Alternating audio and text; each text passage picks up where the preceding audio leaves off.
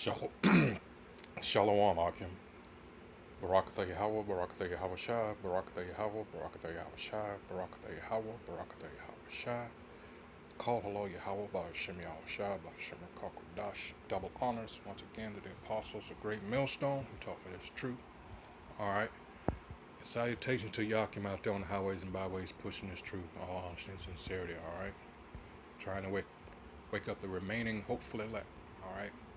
And as you can see, this is from the Cleveland Plain Dealer, all right, Cleveland, Ohio.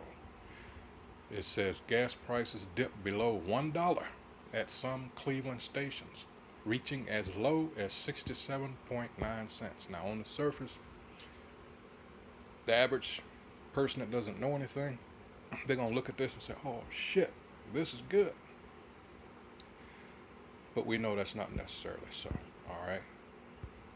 And again, here's price on the bottom you see on this what it should be, at least that's for diesel. It says 269.9, and top of that 99.9 for regular gas. That's a big ass discrepancy. All right. It says Cleveland, Ohio, gasoline prices at some Cleveland gas stations have dipped below $1 per gallon over the past 24 hours, reaching as low as 67.9 cents Monday night at one station on Cleveland's west side. The Gas USA station at West 117th Street and Bel Air Road at the Cleveland-Lindale border had raised prices to 99.9 cents per gallon for the Tuesday morning commute. All right.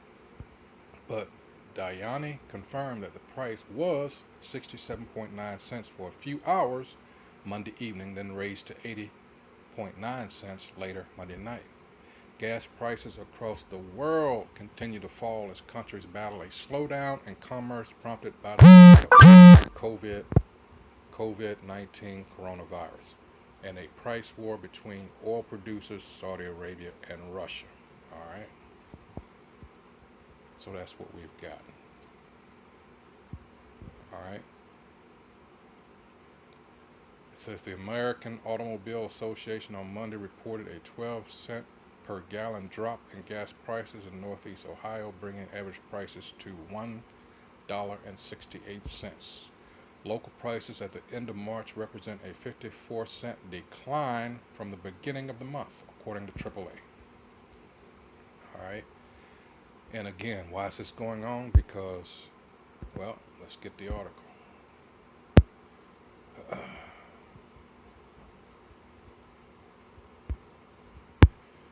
All right. Whoops.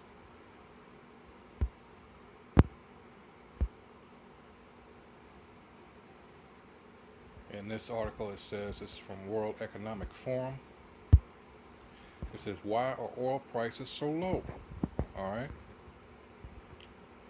Kevin Green is the writer on this, formative content. It says, just a few years ago, the world couldn't get enough of it. Now everyone talks of a glut. The oil price is well and truly in doldrums. Since 2014, the price of oil has been on a downward trajectory, which has taken the industry into territory not seen for decades. What, on the face of it, seems like great news for the consumer is already having serious knock-on effects in the world economy. Some are positive, some are not. And that's why I'm going to get this scripture right here. All right, and this is 2nd Ezra 16. I'm going to start at 18. And it says the beginning, well, actually 17. It says, woe is me, because this is what Ezra saw. It says, woe is me, who will deliver me in those days? The beginning of sorrows and great mournings, the beginning of famine and great death. All right? Got this coronavirus going on now. Who knows what's going to come as a result of that, something else. They got several that came up all of a sudden. I believe it was 4. It hit China all at once. It says the beginning of sorrows and great mournings, the beginning of famine and great death, the beginning of wars. All right, what do you think is going to be the result of what's going on with this oil? All right, after all, it's the battle for natural resources. All right, and pretty much Esau, Edom, the so-called white man, has been the at the top of the food chain as far as that goes for the longest. All right. Remember, Habakkuk, the second chapter. It says, the beginning of wars and the powers shall stand in fear, the beginning of evils, bad times. What shall I do when these evils shall come? This is the question that Ezra was asking. All right. 19, behold, famine and plague. All right. Already it's the local public transportation infrastructure has been affected greatly. How much more the trucking industry that has to bring the food into these stores, all right? When that happens, guess what? These places can't restock. The ships that are still haven't entered port, all right, what about those goods on there? Again, this is 2 Ezra 16 and 19. Behold, famine and plague, tribulation and anguish. And that's what a lot of you are starting to feel, anguish. Let's get that definition there. All right. Anguish. Agonizing physical or mental pain, torment. And a synonym is regret. We'll get to that later. Mental pain. You can't go where you want to now, when you want to, because as you just saw that flashed across the top of the screen there, some governor just issued a stay-at-home order. All right. Wow. And again, this is just the beginning. All right. I hope you all realize by now that this is one of those right-hand, left-hand situations. This is the perfect distraction for Esau to implement, all right, this new money system that he wants, bringing in this new world order, all right. See, the system can collapse now. Everybody's focused on this virus, wearing masks, not realizing that that's not going to save you, all right. Again, this is a wicked, cunning, deceitful individual that we're dealing with. That's why we call him the devil. Devil just means deceiver, liar, all right? And no one's better at it than him. That's why he was set up. He is the wicked. It says, are sent as scourges for amendment. Again, let's go back. Let's get what scourges mean.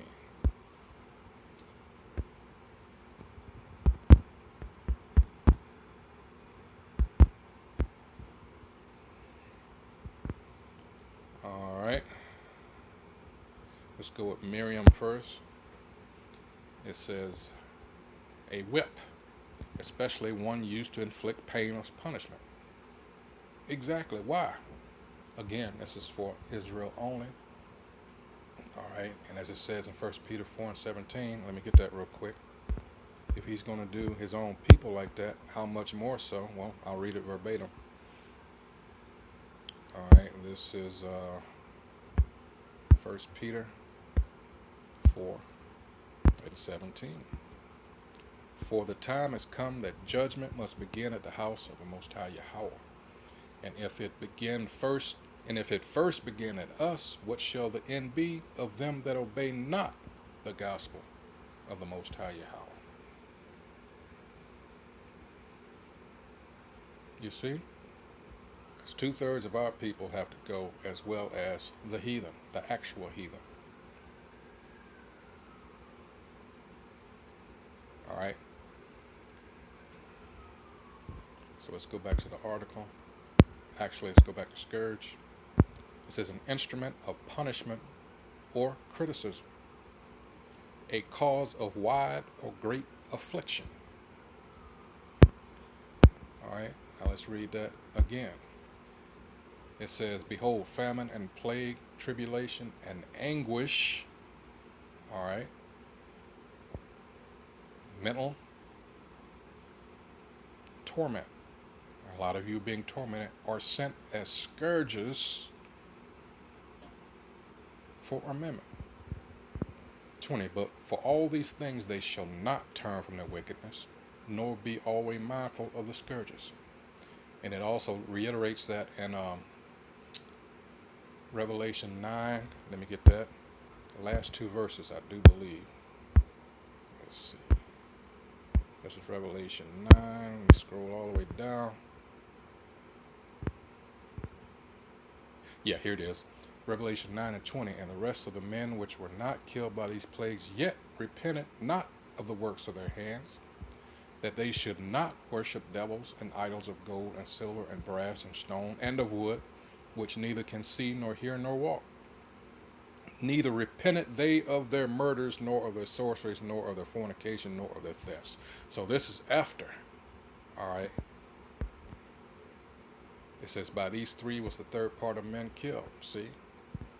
So even after what's to come, that's why a certain people have to be done away with, and they will be, per Obadiah.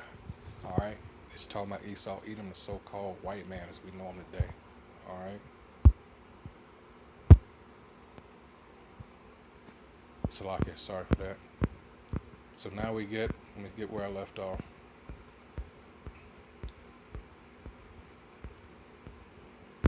It says the goal behind the low prices. Diane told Cleveland.com the gas station wants to lure in customers who may pick up a container of fried chicken or other items while filling their tanks. Now all these gimmicks are going to come about. All right, it says even with the low prices, only 3 cars are filling up Tuesday morning when a Cleveland.com reporter stopped by. Did you hear that? Even with the low prices, only 3 cars were filling up Tuesday morning. Gas Buddy, a price-checking phone app, listed Gas USA's prices as one of the lowest in the area Tuesday morning, with only Expo, a gas station down the road at Bel Air Avenue and West 117th Street, matching Gas USA's 99.9 cents price tag. Another Gas USA about 1 mile up the road was charging $1.19.9 per gallon. 2 more stations on West 117th Street near Interstate 90 were charging $1.59.9. See? Let's get some comments down here. See, here goes this idiot. Mono, another good thing that came out of COVID-19, but he doesn't understand how the money system works. The petrodollar. Okay. And another one joins him. All right. It says, I miss those under $1 days. 1998, I can fill up my car with $30. Someone else said, okay, I think we all miss that, but you'll never, I mean, you said we'd never see that again, but you got to realize it's something, the only reason you're seeing it again is because something is terribly wrong, and a lot of people don't get it. All right, so let's go back to Second Ezra's here. And this is the thing. It says, behold, victuals shall be so good cheap upon earth, that they shall think themselves to be in good case, and even then shall evils grow upon earth, sword, famine, and great confusion. Like I said, this is just the beginning. All right? Pretty soon, and I've often stated, since this has started, wait till it gets really warm out here. All right? You're talking about people being antsy, they've been cooped up. All right? All these states are issuing, these governors are issuing stay-at-home orders. All right, I hope you notice that the National Guard has been on the move. All right, Trump just signed an executive order activating these reservists, even calling some people out of retirement. All right, on military. All right, so things are shaping up here for some shit to really go down. All right, because they know what's going on. You got a lot of these CEOs resigning from various companies, including Bill Gates. What do you think they're doing? They just did another article on these elites building these bunkers and shit. All right, that's been in the news. Actually, that's been known for a couple of decades now. So, like I said, the churl, when you go to Isaiah 32nd chapter, starting at verse 5, I believe, who you think the churl and the vile person is speaking of? These are the people, all right, that are responsible for these people that they bought off, these politicians and everything, all right, legislate these wicked ass laws and legislation and such, all right. Isaiah 10 and 1, all right. It says, let me read that again, verse 21, 2nd Ezra 16:20. Behold, victuals shall be so good, cheap upon earth, that they shall think, and that's the thing, they shall think themselves to be a good case, and even then shall evils grow upon earth, sword, famine, and great confusion. After all, this is Babel or Babal, all right? This is the land of confusion. 22, for many of them that dwell upon earth shall perish of famine, and the other that escape the hunger shall the sword destroy. Remember, there's a scripture that says those that die from the sword are better off than those that die of famine. Think about that. You die by the sword, that's a quick death compared to wasting away from not eating anything. Your body begins to eat itself. All right. All right. And I'd made reference to Habakkuk. Let's get that real quick, because this is who you're dealing with. And in short, he don't give a fuck. This is Habakkuk chapter 2, and this is what we're doing. I start at the top. It says, I will stand up on my watch and set me up on the tower, and will watch to see what he will say unto me, and what I shall answer when I am reproved. All right. And the Most High Yahweh answered me and said, write the vision and make it plain upon tables, that he may run that readeth it. All right, and that's what we're trying to do to the people out there, our people. Tell them. All right, but it's on the doorstep now, so time is growing ever more short. For the vision is yet for an appointed time, but at the end it shall speak and not lie. I hope you're noticing that now. All right. Let's go to, real quick, and I'll come back to this. Let's go to Numbers 23 and 19. It says, the Most High Yahweh is not a man. Punctuation. Let's get that out of the way first. You're not dealing with a man. Isaiah 55. All right, says, starting at 8. But let's go. I'll come back to this. I hate to do this jumping around, but trying to make a point here. Isaiah 55 and 8, it says, for my thoughts are not your thoughts, neither are your ways my ways, saith the Most High Yahweh. For as the heavens are higher than the earth, so are my ways higher than your ways, and my thoughts than your thoughts. All right. Simply put, you can't apply human characteristics, all right, and put them, apply them to the Most High. That's foolish. Again, Numbers chapter 23, verse 19. The Most High Yahweh is not a man that he should lie, neither the Son of Man that he should repent. Hath he said, and shall he not do it? And hath he spoken, and shall he not make it good? So those things that he said, they're going to come to pass. All right. Verse 3. It says, for the vision is yet, this is Habakkuk chapter 2, verse 3. For the vision is yet for an appointed time. All right. Meaning this is future. But at the end it shall speak and not lie. Though it tarry, wait for it, because it will surely come. It will not tarry. You got to remember also that those that reside in the heaven of heavens are on a different time scale than we are. All right, 1 Peter 3 and 8, or 2 Peter 3 and 8, Salaki. Behold, his soul which is lifted up is not upright in him, talking about Esau, Edom, the so-called white man, but the just shall live by his faith. It's going to take faith to get through this. Faith, perseverance, hope. All right. Yea, also because he transgresseth by wine, his doctrine and philosophy, he is a proud man. Neither keepeth at home. He's all in everybody else's business around the world. That's another reason why people are so sick of him, aside from the fact that he's a hypocrite. It says, who enlargeth his desire is hell, and is as death, and cannot be satisfied. Now we're getting in not only greed, all right, but it goes deeper than that. It's more than that. It's what's the word? It'll come to me. It says, but gather unto him all nations. Another characteristic of Esau, Edom. From the Greeks, the Romans. All right, what did he do? Societies such as you see here.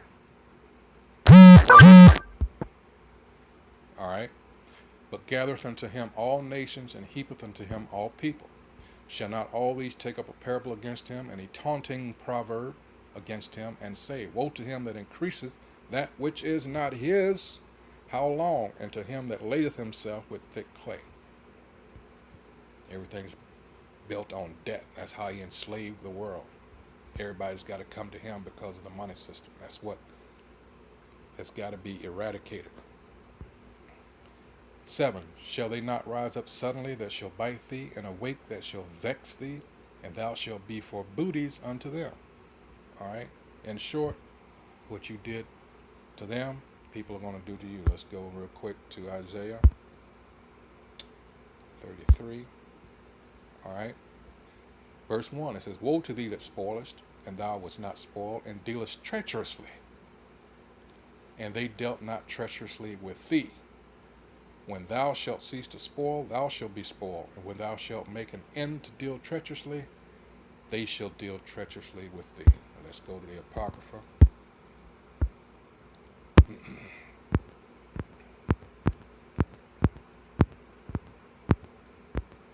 Let's go to Sirach 10 and 8.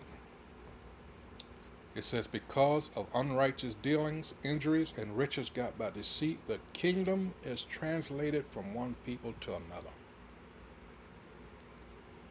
Because you are foul. You're treacherous. All right? You got to go. There's, as Sam Cooke's song said, a change is going to come. And that's the change. Esau, Edom, a so-called white man, is going to be rooted out of his heaven, his rulership, per 2nd Ezra 6. Let's go there real quick. Every time these scriptures that's the way it's supposed to go. This is 2nd Ezra 6. Let's start at 7. It's him having a conversation with the angel, and he said, then said I, and said, what shall be the parting asunder of the times? Or when shall the end of the first and the beginning of it that follows? And he said unto me, from Abraham unto Isaac, when Jacob and Esau were born of him, Jacob's hand held first the heel of Esau. For Esau is the end of the world, all right? Meaning this is the end of his age, his era of rulership. And Jacob is the beginning of it that follows.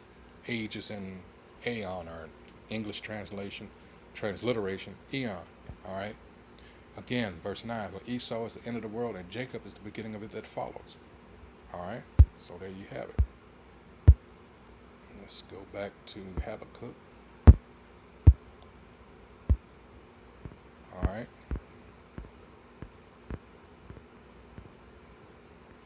Verse 8, it says, because thou hast spoiled many nations, all the remnant of the people shall spoil thee. What did I just read? Isaiah 33 and 1. Because of men's blood, and for the violence of the land, of the city, and of all that dwell therein. And this is why. It says 9, woe to him that coveteth an evil covetousness to his house, that he may set his nest on high, that he may be delivered from the power of evil. Let's go to Micah 2. Woe to them that devise iniquity and work evil upon their beds. This is Esau, Edom, the so-called white man. When the morning is light, they practice it because it is in the power of their hand. 2, and they covet fields and take them by violence, and houses and take them away.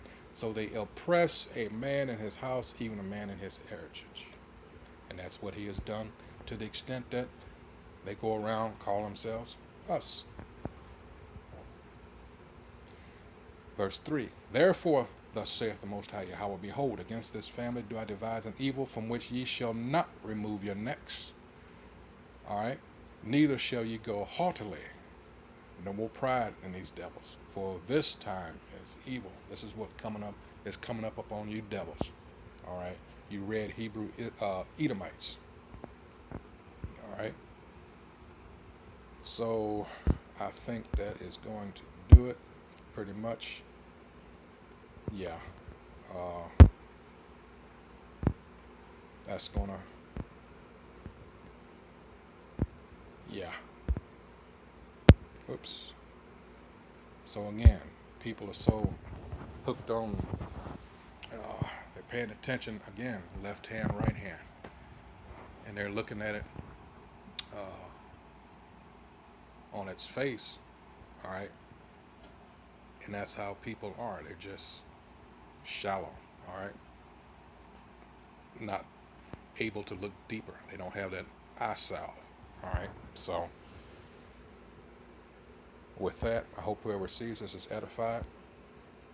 Once again, call Halal Yahweh, Bahashim Yahweh Shah, Bahashim Rakakwadash. Once again, double honors to the apostles of Great Millstone who taught me this truth and who rule well. Salutations to the Akim out there on the highways and byways, pushing this truth with all honesty and sincerity, while trying to wake up the hopeful elect. All right, we're almost out of here, Akim. Shalom.